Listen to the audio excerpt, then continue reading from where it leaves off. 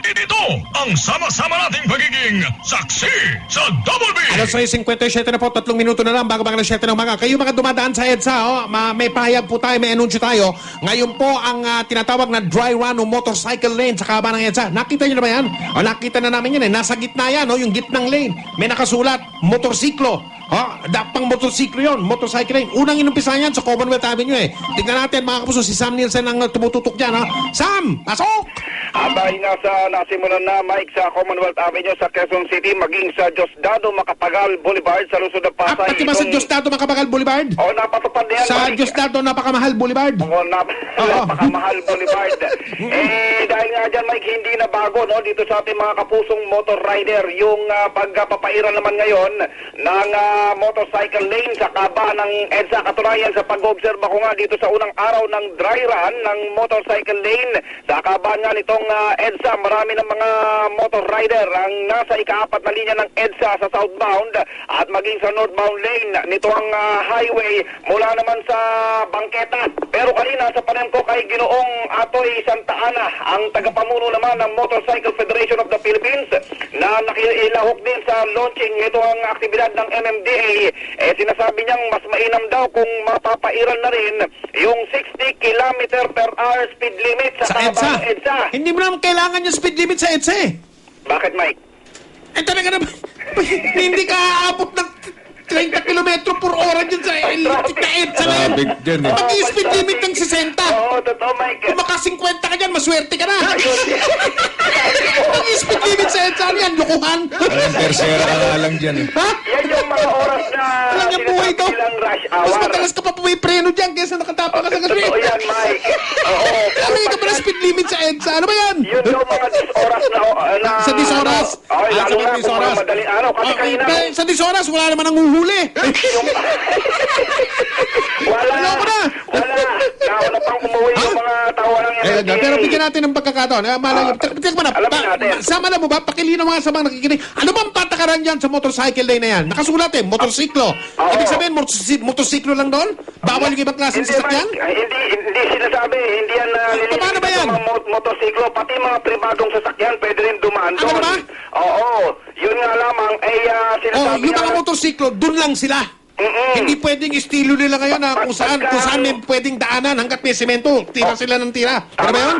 Oo, pagka mamaya subukan natin sa chairman. Yung traffic flow, ay pwedeng dumaan yung itong mga nakamotorsiklo, no? Pero hindi pwedeng sumingit din naman yung mga pribadong sasakyan. At oo, pero pagka nagsisimulan ng bumigat ang daloy ng trapiko, ayan, hindi na yan eksklusibo para sa motorsiklo lamang. Pero lilinawin ko, Mike. Labo-labo na.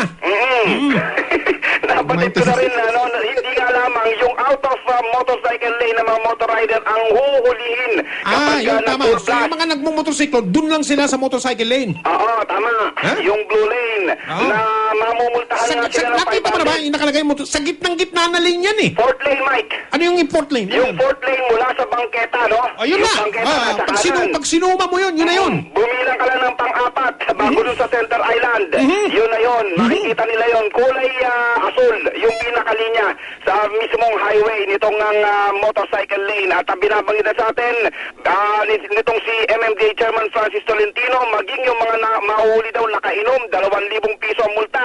Nagmamaneho habang naka-cellphone, 200 piso. Alam mo, sa ibang bansa, pag nahuli ka, amoy alakat, na napatunayan, nakainom ka, tanggal ang lisensya mo, walang multa-multa. Dapat ganun na eh. Yan yung, maikpis sila dyan eh. Lalo na sa mga bansa tulad ng Estados Unidos, ang tawag nila dyan, DUI.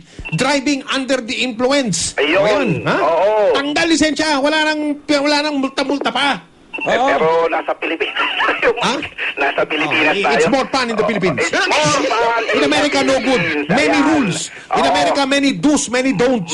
In the Philippines, many do's and many don'ts, but we keep doing. Yung mga nagmomotorsiklo pang naka-cellphone, Mike. Yan, ha? Yung mga nagmomotorsiklo na naka-cellphone. Nakakita na ka ba ng kat?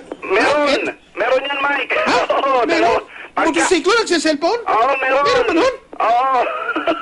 Sumayon ka dun sa mga secondary road, marami kang makikita niyan. Oo, kasi yung mga motorsiklo, Mike, hindi naman yan lahat di clutch, ano? Meron dyan yung, ano mo lang, di gas lang siya. Oo, meron. malaya naman nagagamit ng Yung isang mga motor rider. isang kamay lang pila mo para patakbuhin yung motor. Oo. So, Oo, pwede tama. kang pumindot ng iyong cellphone. Naka-cellphone habang nagmumotor? Oo, pero Galing, pagka yan nahuli- Eh, di ba dapat naka-helmet yung nagmumotor? Isa pa yan. Paano nakakapag-cellphone yung naka-helmet? Ay, may mga hindi May nag-helmet butas yung eh. helmet para sa cellphone? May hindi nag-helmet. Tinatanggal yung helmet. Ah, ganon? Oo, my Bawal yun ah. Eh, hindi nakakalusot nga eh. Pero pagka ganun. nahuli, 150 pesos yan. Ay! Overloading, meron din, 150 pesos ang multa. Ang headlight na sira, 150 pesos. Reckless driving, 500 pesos. At pati yung nagmo-modify ng kanilang motorsiklo, ito marami ito eh. Yung maingay yung tambutso, 500 pesos po. Ang mga nakachinelas, nakasando, o yung kanilang kasuotan eh, hindi angkop, 300 pesos. At lalong-lalo na yung walang plaka, 150 pesos ang kanilang multa. Ang inyong kapuso sa Miss Enjo May Esperadio, DCWB.